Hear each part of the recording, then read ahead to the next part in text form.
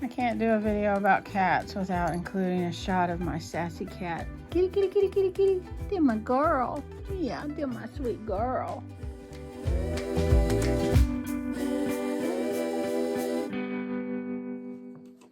Hi everybody, welcome back to Two Old Crows Homestead. Shelly here. And today I'm going to talk about something a little bit different. Something that maybe you haven't considered as being a necessity on the homestead. Let me show you. This little guy right here is our barn cat. So this guy showed up. My dog's checking him out. This guy showed up at our place about a month ago. It was about the same time that we were having the festival. My friend Angie came down and farm sat for us. And I think maybe the cat showed up maybe a few days before she got here, and then just hung out, because I told her, I said, I don't know whose cat that is, but don't let it in the house, because we have a cat in the house. And since I didn't know whose cat it was or where it came from, you know, I was kind of leery about it. But when I came home from the festival, she had been feeding the cat, obviously, so now it's our cat. But she said that the cat, like every day, the cat had been bringing up mice that it had caught. It actually killed a couple squirrels. I don't really know how I feel about that, but squirrels don't really bother, you know, like our stuff. They haven't been getting in the garden or anything like that, but he took out a couple squirrels. And another thing, he's sitting right there.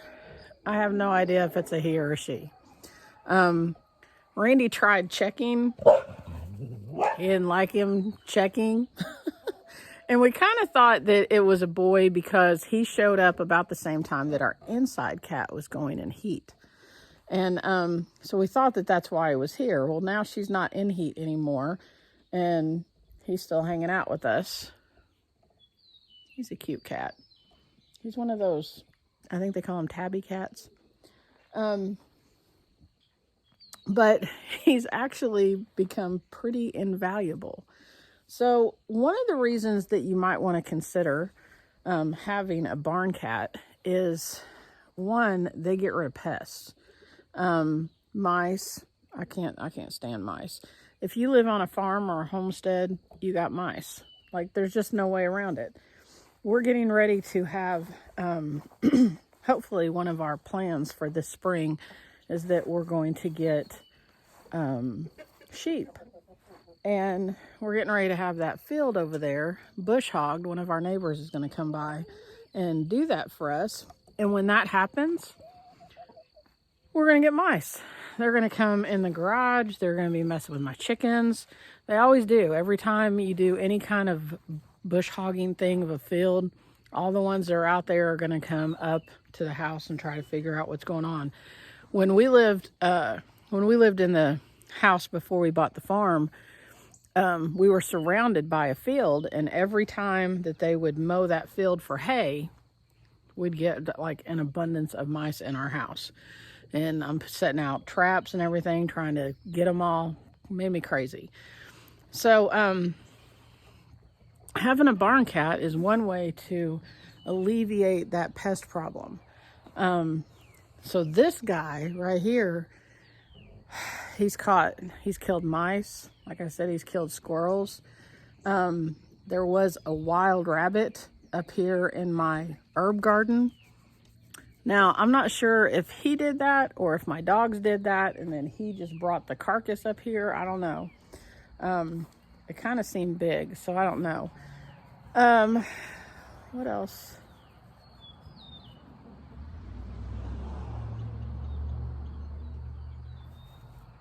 How did you get in there?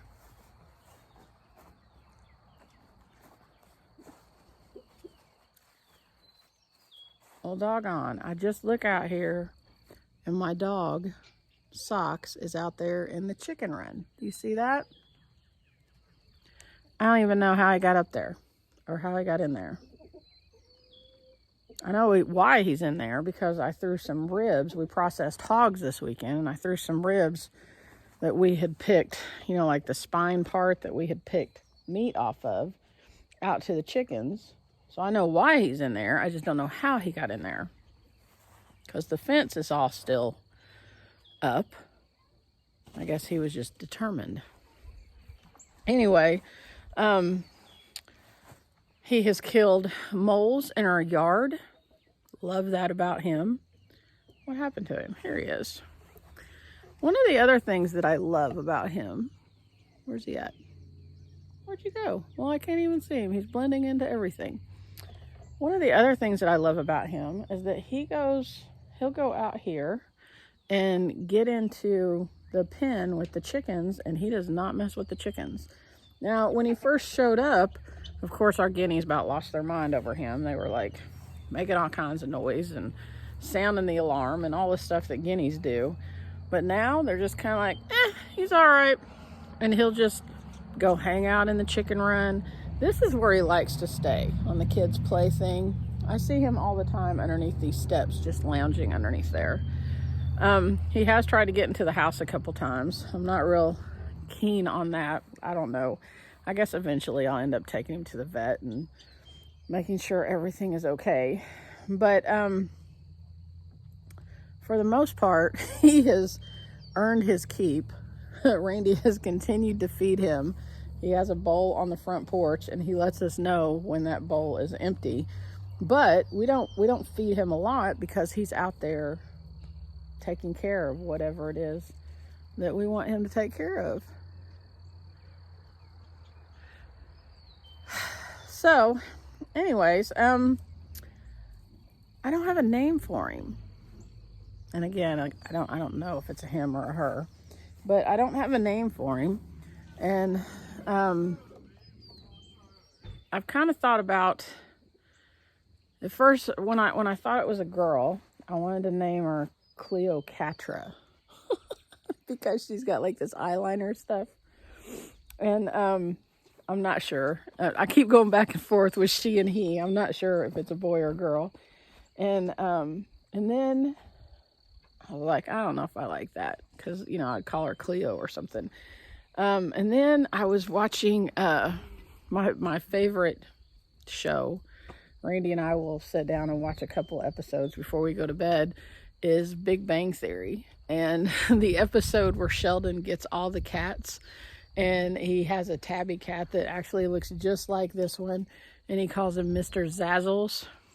I told Randy, I said, we should name him Mr. Zazzles. And he's like, we don't even know if it's a Mr. or not. Okay. So if you all have any suggestions for names for this little guy or gal, put them in the comments below and let me know what you think. Let me give you a close-up of them. Look at that pretty kitty. Look at that pretty kitty. Oh my gosh, he's such a pretty kitty. Yes, and he's so friendly. He's so friendly. Yes, he is. We don't know if he's a him or a her. No, we don't know. If it is a boy, it's been neutered. Otherwise, we'd be able to tell, right? Right? Yes. He's a pretty guy. Yes, he is. And he's such a good kitty because he kills all the bad little things. Yes, he does. He kills them all. Yes, he is. He's a good hunter. He's a good little hunter. Yeah. So anyways, if you don't have a barn cat, you might want to consider a barn cat. And honestly, I've always been a dog person my whole life. And it's just recently that we've gotten a cat that we have inside, because I have a cat allergy. But I love this cat that we have inside, our sassy cat. And she's been in a couple of the videos. She gets really torqued up over this one. And she'll get up in the window. We've got like this cat tree thing that she plays on. And she'll get up on that and look out the window and just meow at him like she's yelling at him. Or if we have the front door open, I have the latch on it so she can't open it. She'll get up in the screen and yell at him from the living room.